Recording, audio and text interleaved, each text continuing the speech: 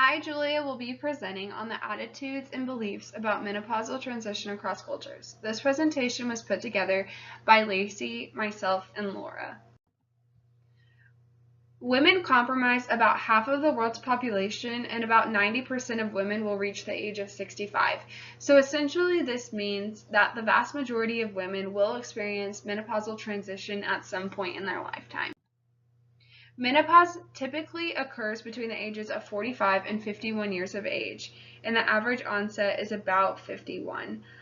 So in societies where there is a higher education standards, the menopause onset seems to be at the high end of the median range.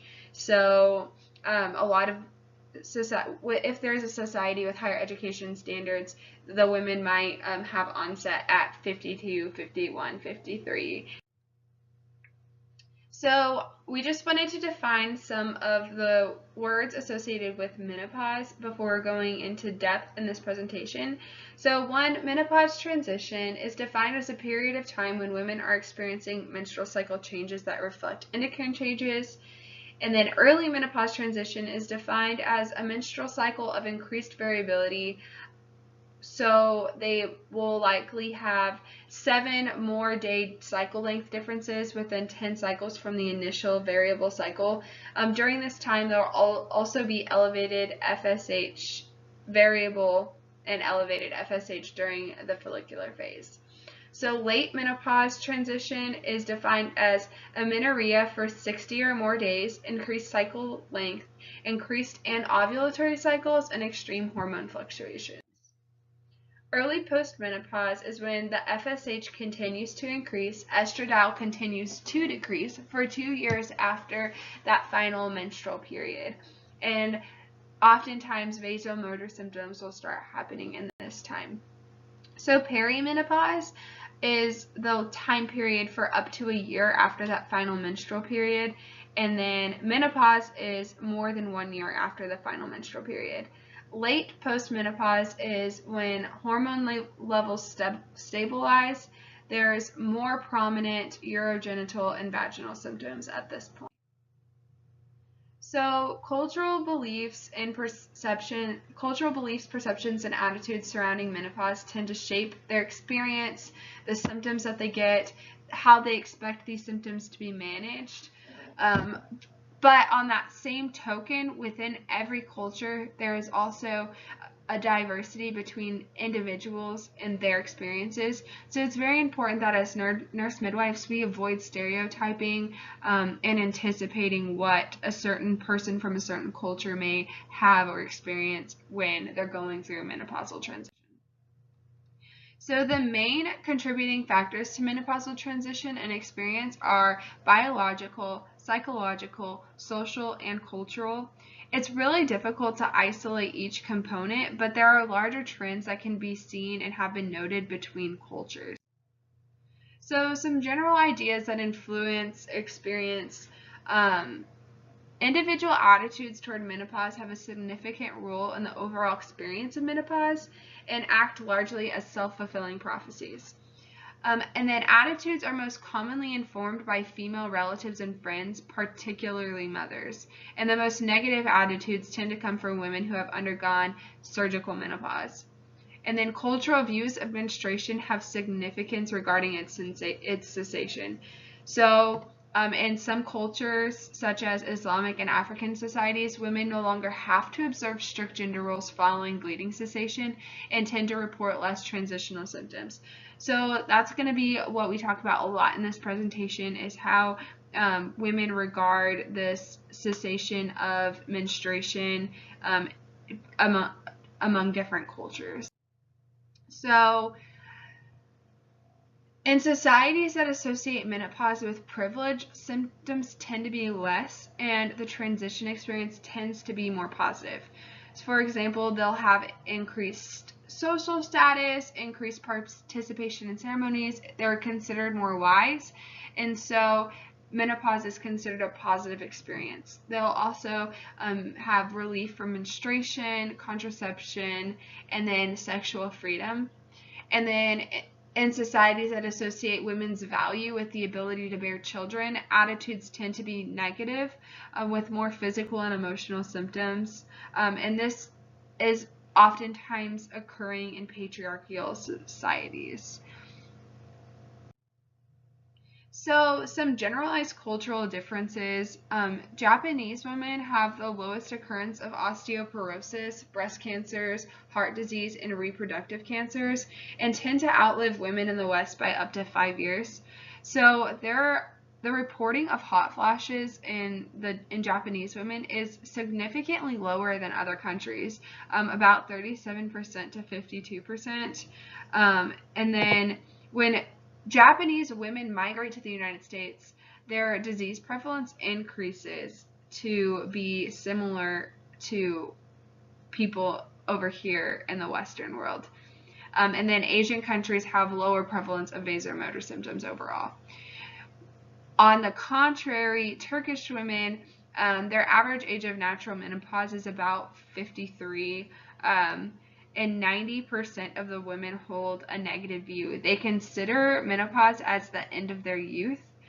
And then their hot flashes are reported to be prevalent in up to 73.9% of women, and then bone pain in 82.3% of women, And that is the most similar to United States women. They consider transition as a burden that needs to be finished very quickly.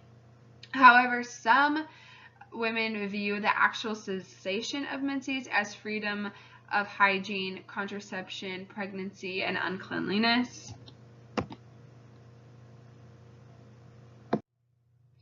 So some of the cultural differences extend not just from what countries people come from, but there's also differences within the country. So indigenous women in Australia, they consider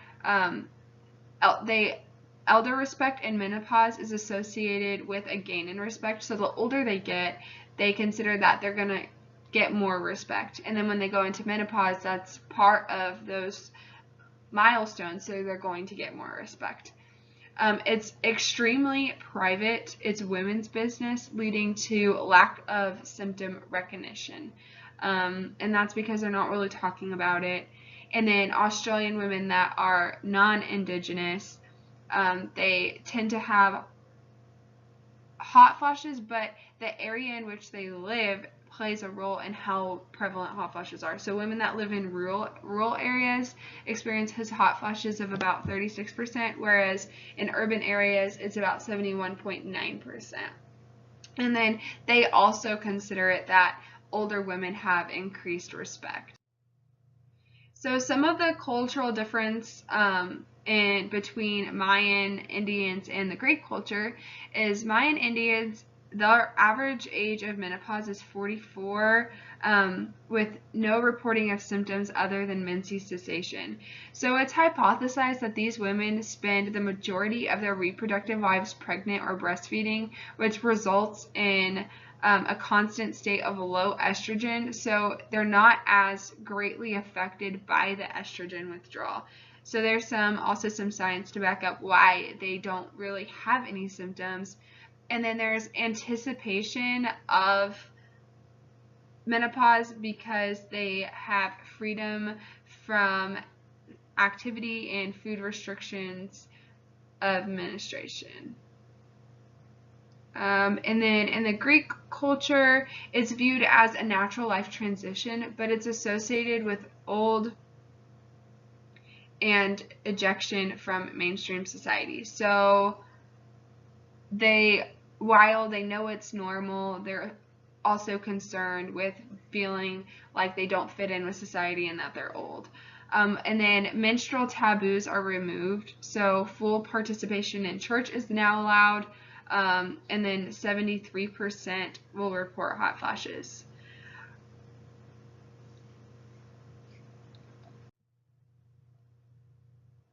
So some of the pitfalls of menopausal transition in Western cultures is ambivalence.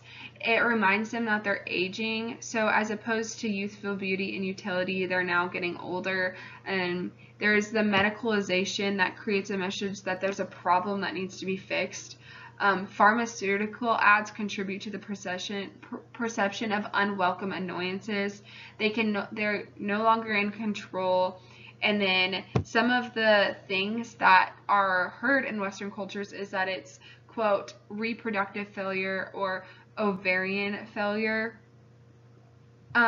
So there have actually been many studies done, including a 2010 British study that found premenopausal women had more negative attitudes toward menopause than those who were actually experiencing it. And so it's really important that we know that expectations often guide our experiences. So if we lay the groundwork for women in every culture to enter this transition with grace and an open mind, it may be helpful to ease some of that negative attitude towards menopause, especially here in the United States. There is a quote by in the article that was written by Ward, which is cited in the references. While in a biological sense, menopause is defined by universal physiological changes. The term carries many meanings, and the menopausal transition is experienced by women in a variety of ways. So it's very crucial that we acknowledge that and we are prepared to handle all of the differences that are going to come with every woman's individual experience when it comes to menopause. So some of the challenges to research when it comes to cultural influences and menopause is that there's often reporting bias based on the cultural influence of what is appropriate to report regarding health and symptoms. And then there's also an increased global movement of blending and morphing of cultural, quote, norms, and there are unknown influences that contribute to interpretation of and response to menopause. So some of the implications for certified nurse midwives is, one, helping women acknowledge and manage their expectations. Many women will enter menopause anxious and fearful about sexual, physical, and psychological changes, which does not ease the transition or the symptoms. So it's important that we're supportive of the individual, knowing each woman has a unique personal experiences, as well as cultural and social leanings.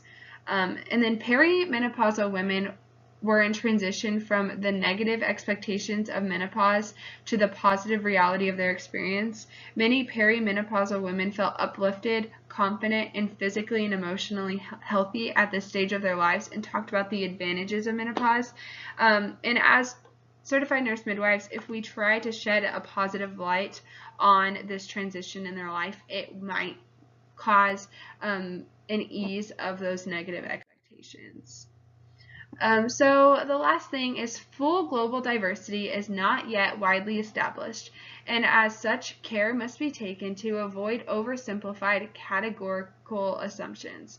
There is a danger that when clinicians view women at midlife through a lens that emphasizes menopausal status, they associate them with prior assumptions with which the label, quote, menopause is endowed, and that the label, rather than the person's individual experience, is then taken as the endpoint of inquiry and focus of clinical decision making.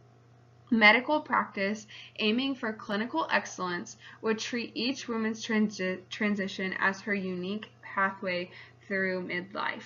And I think that this is a very powerful quote, especially as people studying to be nurse midwives.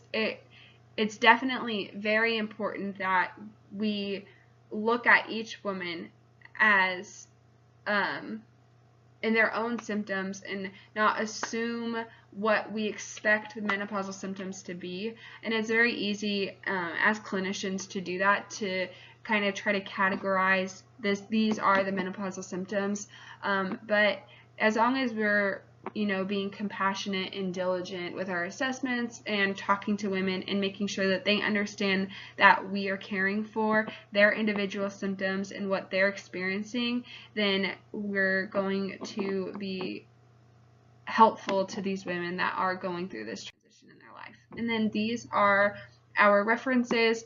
Thank you for watching. I hope that y'all learned something from this.